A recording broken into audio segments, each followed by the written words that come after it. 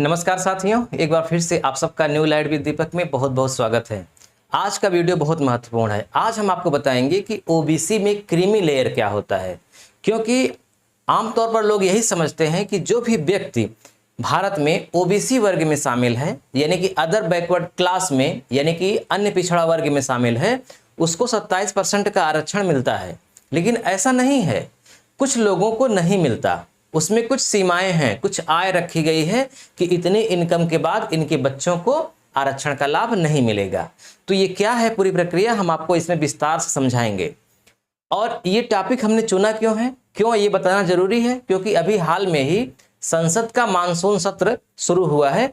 तो उसमें कुछ सांसदों ने ये बात रखी कि क्रीमी लेयर में संशोधन होना चाहिए, यानी कि जो पुराना सिस्टम था क्रीमी लेयर का, उसमें अब बदलाव होना चाहिए। तो इस पर चर्चा हुई, तो सरकार ने भी कुछ सुझाव दिया, संसदीय समिति ने भी कुछ सुझाव दिया। तो वो सुझाव क्या है, नया प्लस पुराने समय से, यानी कि अभी तक का सिस्टम क्या था, ओबीसी को आरक्षण किस प्रकार से मिलता था, इत्यादि हम इस वीडियो में आपको बताएंगे। तो वीडियो में बने रहिएगा, आप स्किप मत करिएगा, पूरी बात समझ जाएंगे।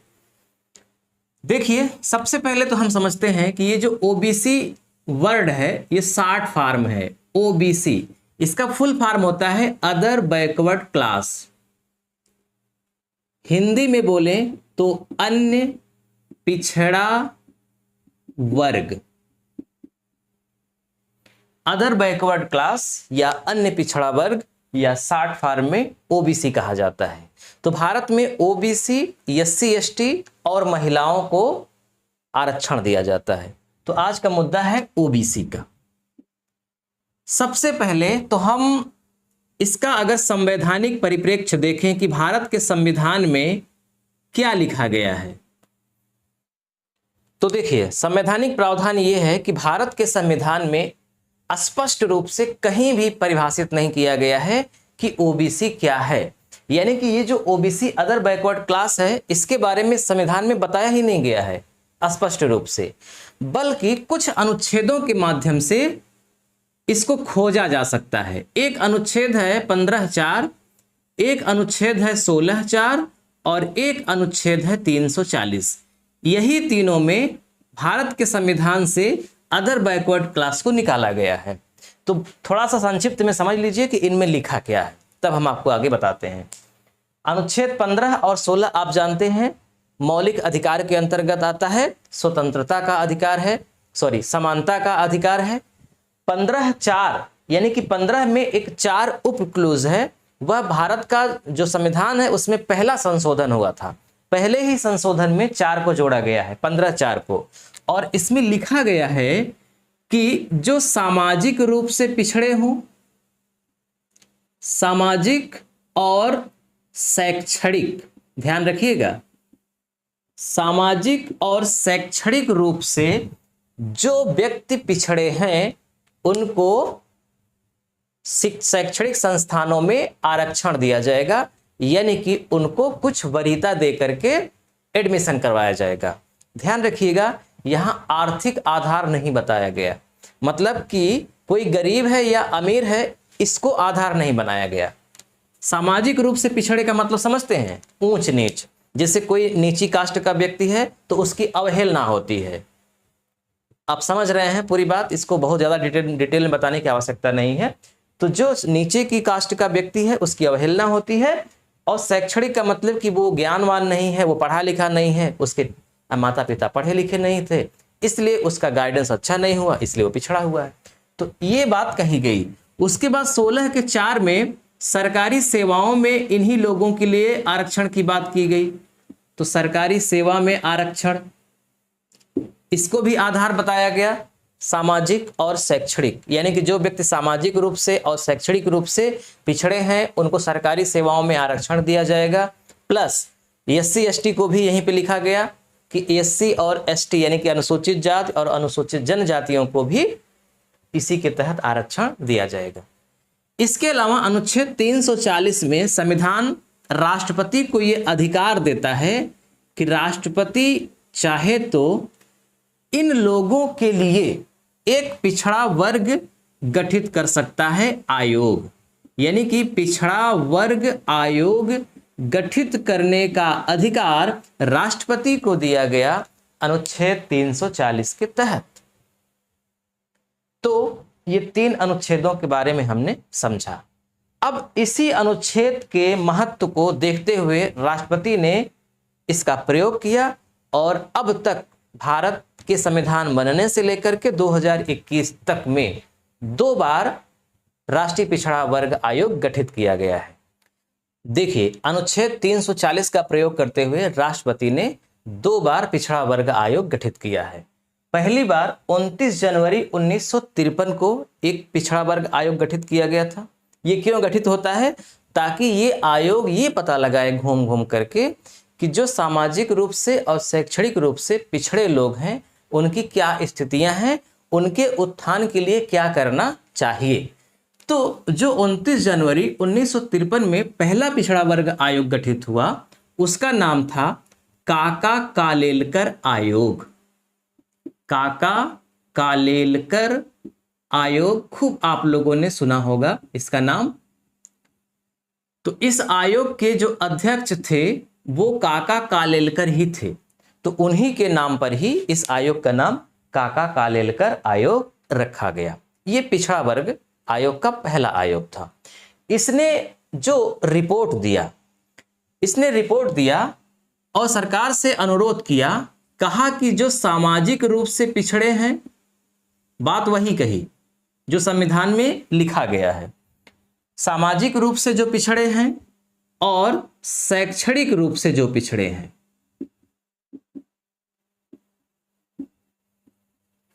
तो क्या कहा कि जो सामाजिक रूप से और शैक्षणिक रूप से पिछड़े हैं उनके लिए सरकार आरक्षण की व्यवस्था करे सरकारी सेवाओं में। ये स्पष्ट रूप से काका कालेलकर आयोग ने 1960 के पहले ही कहा था। लेकिन समस्या ये थी कि ये जो सामाजिक और शैक्षणिक रूप से पिछड़ने की बात कही जा रही है, इसको कैसे परिभाषित किया जाए, मतलब इसका क्या मापदंड अपनाया जाए, ये पूरी तरह से स्पष्ट नहीं था। इसीलिए इनकी बातों को नहीं माना गया। बाद में 1978 में 20 सितंबर 1978 में एक दूसरा पिछड़ा वर्ग आयोग राष्ट्रपति ने गठित किया और इसका नाम था मंडल आयोग। ये बहुत चर्चित आयोग है, मंडल आयोग। और इस आयोग के जो अध्यक्ष थे वो थे वीपी मंडल। फुल फॉर्म होता है विंध्येश्वरी प्रसाद मंडल, इस आयोग के अध्यक्ष थे। इसीलिए उन्हीं के नाम पर ही इसका नाम मंडल आयोग रखा गया, जैसे काका कालेलकर के नाम पे काका कालेलकर आयोग रखा गया था। इस आयोग ने 1980 में अपनी रिपोर्ट दिया, 2 वर्ष के बाद। और जब रिपोर्ट दिया तो रिपोर्ट में इसने बताया कि सामाजिक रूप से और शैक्षणिक रूप से जो पिछड़े लोग हैं उनको आरक्षण दिया जाए और आरक्षण 27% दिया जाए। तो ध्यान रहे, भारत में पहली बार 27% आरक्षण ओबीसी को देने की बात किस आयोग ने करी? मंडल आयोग ने। आधार क्या बनाया? सामाजिक रूप से और शैक्षणिक रूप से जो पिछड़े हों। तो इनकी बातों, इन्होंने अच्छे से परिभाषित भी किया कि क्या मापदंड अपनाएंगे कि कौन व्यक्ति सामाजिक रूप से पिछड़ा है, कौन शैक्षणिक रूप से पिछड़ा है। तो इनकी बातों को सुना गया और इन्हीं के मतलब अनुशंसा पर ही पूरे भारत में 8 सितंबर 1993 से, ध्यान रहे 8 सितंबर 1993 से पूरे भारत में 27% का आरक्षण लागू हो गया। किसके लिए? अदर बैकवर्ड क्लास के लिए, अन्य पिछड़ा वर्ग के लिए। तो आपको यहाँ पे 3 डेट याद रखने हैं। पहला पिछड़ा वर्ग आयोग 29 जनवरी 1953, दूसरा 20 सितंबर 1978 और लागू हुआ 8 सितंबर 1993 में 27% आरक्षण पूरे ओबीसी वर्ग के लिए 1993 से। अब हम समझते हैं कि जो हमारा मुद्दा है आज का वो है क्रीमी लेयर का। क्रीमी लेयर के माध्यम से ये तय होता है कि ओबीसी में ही किसको आरक्षण नहीं मिलेगा। तो वो अभी तक की क्या प्रक्रिया थी, अब समझते हैं। तो देखिए एक सिस्टम अपनाया गया, उसका नाम रखा गया क्रीमी लेयर। तो इसको अगर लिखा जाए तो क्रीमी लेयर का मतलब होता है हिंदी में साफ साफ मलाईदार परत। मलाईदार परत इसका हिंदी रूपांतरण है, लेकिन इसको व्यवहारिक रूप में बोला जाता है मलाईदार तबका। तबका मतलब वर्ग। इसका मतलब यह हुआ कि ऐसा वर्ग जो खूब मलाई खा रहा है। मलाई खाने का मतलब यहां पे यह है कि खूब संपन्न है, उसको किसी भी प्रकार की कोई दिक्कत समस्या नहीं है। जब वो अच्छी तरह से संपर्क है, सब कुछ उसके पास है, तो यकीनन वो सामाजिक रूप से भी तिरस्कृत नहीं होगा, वो शैक्षणिक रूप से भी कमजोर नहीं होगा, और आर्थिक रूप से तो कमजोर है ही नहीं। तो इसीलिए इस वर्ग को मलाईदार कहा गया। और इसका जो मापदंड अपनाया गया वो दो प्रकार से अपनाया गया। ध्यान रहे, इसका मापदंड के आधार दो थे। एक था गैर सरकारी और एक था सरकारी। गैर सरकारी और सरकारी का मतलब क्या होता है, हम आपको समझाते हैं। गैर सरकारी का मतलब होता है कि वे व्यक्ति जो सरकार में नौकरी नहीं करते, कोई प्राइवेट काम करते हैं, बिजनेस करते हैं या खेतीबाड़ी करते हैं, जो भी करते हैं, मतलब वो सरकार के नौकर नहीं हैं। न वो किसी संवैधानिक पद पे हैं, मंत्री हैं, विधायक हैं, एमएलसी, वो किसी न संवैधानिक पद पे हैं, ना ही वो सरकार के कर्मचारी हैं। तो उन्हें बोला जाता है गैर सरकारी। तो इनके बच्चों को भी आरक्षण कब नहीं मिलेगा, ये यहां पे बताया गया। और जो सरकारी हैं, संवैधानिक पदों पे हैं या गजटेड ऑफिसर हैं, कहने का मतलब सरकार की नौकरी करते हैं, तो उनके बच्चों को आरक्षण कब नहीं मिलेगा, इसी बातों को स्पष्ट लिखा गया। तो गैर सरकारी के लिए आय को स्रोत माना गया। आय स्रोत मतलब कि इसको पैसे के आधार पर रखा गया। और अभी तक का जो सिस्टम था वो था 8 लाख रुपए प्रति वर्ष। यानी कि जिस व्यक्ति की इनकम लीगल रूप में 8 लाख रुपए प्रति वर्ष है, उनके बच्चों को आरक्षण नहीं दिया जाएगा ओबीसी समाज में। इसीलिए जब कभी भी फॉर्म भरा जाता है तो अदर बैकवर्ड क्लास का जब फॉर्म होता है, जब टिक करते हैं, तो उसमें दो ऑप्शन आता है। एक लिखा रहता है क्रीमी लेयर, एक लिखा रहता है नॉन क्रीमी लेयर। तो अगर आप क्रीमी लेयर पे क्लिक करते हैं तो इसका मतलब ये हुआ कि आप या तो गैर सरकारी घर से हैं, तब आपके माता पिता की इनकम 8 लाख रुपए है, इसीलिए आप क्रीमी लेयर को चुने हैं। और अगर आप नॉन क्रीमी लेयर को चुने हैं तो इसका मतलब कि 8 लाख से कम आपके माता पिता की इनकम है। ठीक, तो ये अब इसमें एक चीज और ध्यान रखें कि कृषि को नहीं शामिल किया गया, यानी कि खेती बाड़ी से जो भी आय होती है उसको इसमें शामिल नहीं किया गया। मतलब आप खेती बाड़ी से चाहे 20 लाख सालाना कमाएं, फिर भी आपके बच्चों को आरक्षण मिलेगा अगर आप ओबीसी में हैं तो।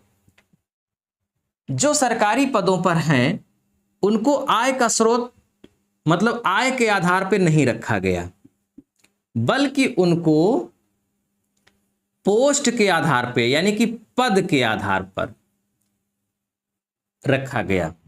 पोस्ट के आधार पे का मतलब यह होता है, साफ साफ मैं आपको बताता हूं क्या क्या बातें लिखी गई।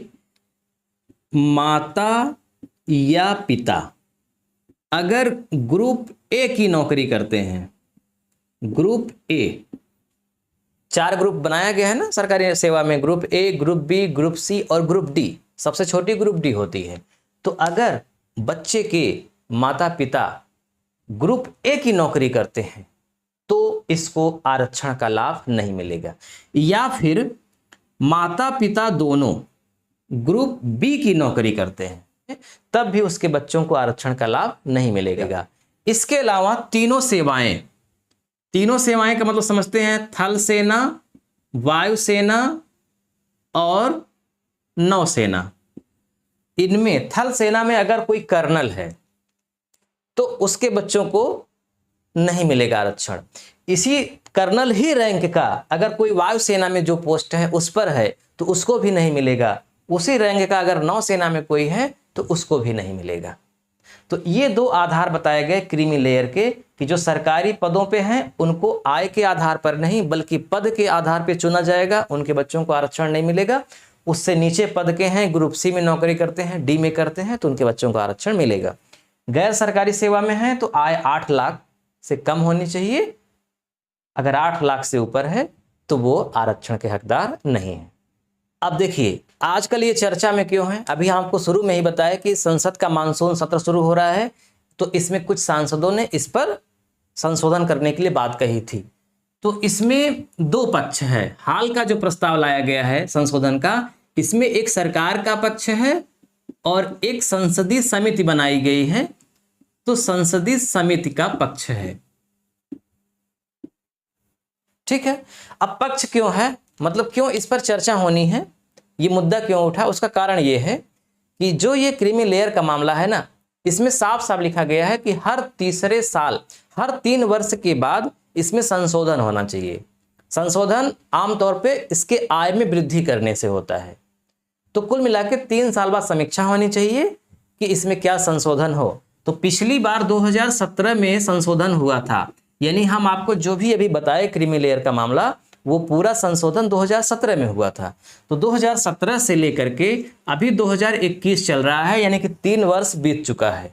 पहले ही थोड़ा सा इस पर मतलब अमेंडमेंट हो जाना चाहिए था, लेकिन नहीं हो पाया कोरोना के कारण, तो इसलिए अब चर्चा हो रही है। तो सरकार का इसमें पक्ष ये है कि इसको बढ़ा के 12 लाख किया जाए।